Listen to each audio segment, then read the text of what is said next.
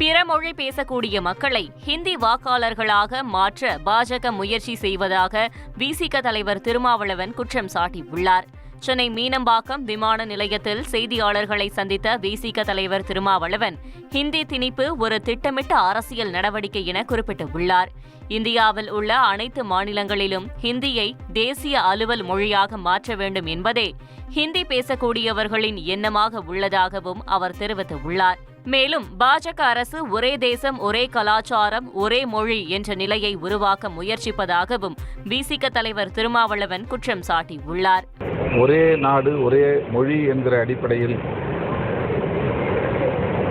மாற்ற வேண்டும் என்கிற முயற்சி நீண்ட காலமாக நடைபெற்று வருகிறது. இந்தி ஒரு சில மாநிலங்களில்தான் வடக்கே பேசப்படுகிறது.